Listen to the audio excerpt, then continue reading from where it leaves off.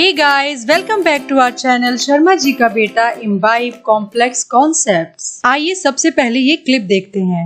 देखिए ना, फंडिंग मैं कुल मिला के ये कह रहा हूँ कि फंडिंग जहाँ से भी, क्योंकि ये एनजीओज भी चलाती है, उन एनजीओज की भी इन्वेस्टिगेशन होनी चाहिए।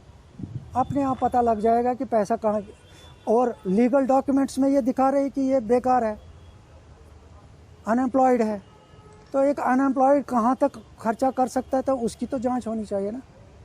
अपने आप सबको पता लग जाएगा कि फंडिंग कहाँ से आ रही है, क्यों आ रही है और किसके लिए आ रही है। क्लिप देखकर तो आप समझ ही गए होंगे कि आज हम किस बारे में बात करने वाले हैं। एक्टिविस्ट और जेएनयू छात्र संघ की पूर्व नेता शैला रशीद के पिता ने शैला पर देश विरोधी गतिविधियों में संलिप्त होने, विदेशों से टेरर फंडिंग लेने और उन्हें जान से मारने की धमकी देने के गंभीर आरोप लगाए हैं। उनके पिता अब्दुल रशीद शोरा ने जम्मू कश्मीर के डीजीपी दिलबाग सिंह को लिखा कि उनकी बेटी ने 3 करोड़ रुपए कश्मीर के एक बिजनेसमैन से लिए हैं। उन्होंने आरोप लगाया कि ये पैसा बिजनेसमैन जहूर अहमद शाह वाताली ने उन्हें Jammu and Kashmir people's movement party को ज्वाइन करने के लिए दिया था। वाताली और फॉर्मर एमएलए इंजीनियर रशीद को एनआईए यानी नेशनल इन्वेस्टिगेशन एजेंसी ने टेरर फंडिंग के केस में क्रमशः 2017 और 2019 में गिरफ्तार किया था। आपकी जानकारी के लिए ये बता दें कि Jammu and Kashmir people's movement party वही पार्टी है जो आईएएस ऑफिसर शाह फैजल द्वारा शुरू की गई थी। शाह फैजल ने अपने पद से ऑलरेडी इस्तीफा दे दिया है, लेकिन ये सरकार की मंजूरी के लिए पेंडिंग है। शैला रशीद के पिता ने उन पर 10 गंभीर आरोप लगाए हैं, जैसे कि वो देश विरोधी हैं, उनका टेरर लिंक है, वो टेरर फंडिंग का हिस्सा हैं, देशद्रोहियों से उनका जुड़ाव है, बेटी से उनकी जान को खतरा है, वो गलत मकसद से राजनीति में आई, वगैरह वगैरह। जब इंडियन एक्सप्रेस ने शैला को कांटेक्ट किया तो उन्होंने कहा कि हमने उनके खिलाफ यानी अपने पिता के खिलाफ एक एफआईआर दर्ज की और कोर्ट में डोमेस्टिक वायलेंस का केस दर्ज किया। वो न्यायिक प्रक्रिया को प्रभावित करने की कोशिश कर रहे हैं। उनका घर में आना प्रतिबंधित है। वो जहूर बताली से मिलने का दावा कर रहे हैं, मैं नहीं। अगर वो उन मीटिंग्स में थे तो जवाब उन्हें देना चाहिए। हम काफी समय से एक दूसरे से संपर्क में नहीं है, तो हमारा इससे कुछ भी लेना देना नहीं है। अगर उन्होंने मेरे बिहाफ पर डीलिंग्स की हैं, तो उन्हें जवाब देना चाहिए। अगर उन्हें लगता है कि मैं एंटी नेशनल एक्टिविटीज में शामिल थी, तो उन्होंने शिकायत करने में इतनी देरी क्यों की। शैला रशीद ने 4 ट्वीट्स भी किए जो हम आपको स्क्रीन पर दिखा रहे हैं। पहले ट्वीट में शैला ने लिखा, आप में से बहुत से लोगों ने मेरे बायोलॉजिकल पिता का वीडियो देखा होगा जिसमें वे मेरी माँ, बहन और मुझ पर गंभीर आरोप लगा रहे हैं। शैला ने लिखा कि उनके पिता पत्नी को पीटने वाले एक अब्यूजिव और दुष्ट व्यक्ति हैं। इसके अलावा शैला ने एक स्क्रीनशॉट भी ट्वीट के साथ अटैच किया है जिसमें उन्होंने ये दावा किया है कि उनके पिता 17 नवंबर 2020 के कोर्ट ऑर्डर के तहत घर नहीं आ सकते। अपने दूसरे ट्वीट में शैला ने कहा कि ये एक पॉलिटिकल मैटर नहीं है और इस ट्वीट के साथ उन्होंने 2005 का मोहल्ला कमेटी का एक लेटर अटैच किया है जिसके अनुसार कमेटी ने उनके पिता को परिवार के साथ अब्यूजिव लैंग्वेज इस्तेमाल करने से मना किया है। अपने तीसरे ट्वीट में कोर्ट के ऑर्डर का जिक्र किया है जिसके अनुसार उनके पिता का घर में आना वर्जित है और अपने चौथे ट्वीट में उन्होंने 17 नवंबर 2020 का कोर्ट ऑर्डर अटैच किया है। एबीपी न्यूज चैनल पर पिता और बेटी की वार्ता हुई। शैला ने क्लेम किया कि पिता ने उनके लिए कुछ किया ही नहीं, तो पिता ने जवाब दिया कि बीटेक की काउंसलिंग के लिए जालंधर मैं ही ले गया था और दिल्ली में एग्जाम दिलाने भी। इस बात पर शैला शो छोड़कर चली गई। शैला के पिता ने पूर्व आईएएस ऑफिसर शाह फैजल का भी नाम लिया था। शाह फैजल ने ट्वीट के द्वारा अपना पक्ष रखा और कहा कि मैं किसी टेरर अक्यूज्ड आदमी से डायरेक्टली और इनडायरेक्टली न कभी मिला और न ही कोई बातचीत की। आईएएस होने के नाते मुझे अपनी जिम्मेदारियों का एहसास है और मैं उन्हें भली भांति निभाता हूँ। मुझे दुख है कि इस तरह की गतिविधियों में मुझे घसीटा जा रहा है। अगर Jammu Kashmir police, NIA, CBI और ईडी को इस इन्वेस्टिगेशन में किसी भी तरह की सहायता चाहिए तो मैं उनके समक्ष सहर्ष उपस्थित होऊंगा। शैला और विवादों का पुराना नाता है, लेकिन इस बार आरोप बेहद गंभीर है जो किसी अन्य ने नहीं बल्कि उनके खुद के पिता ने लगाए हैं। तो हमारा मानना है कि जांच एजेंसियों को इसकी गंभीरता से इन्वेस्टिगेशन करनी चाहिए क्योंकि ये देश की सुरक्षा का मामला है। आपका इस पूरे विवाद पर क्या विचार है? अपनी राय कमेंट बॉक्स में शेयर करें। वीडियो पसंद आई हो तो लाइक, शेयर एंड सब्सक्राइब जरूर कर दें। साथ ही बेल आइकन को प्रेस कर दें ताकि हमारी कोई भी नई वीडियो आपसे मिस ना हो। See you soon with a new video. Thank you.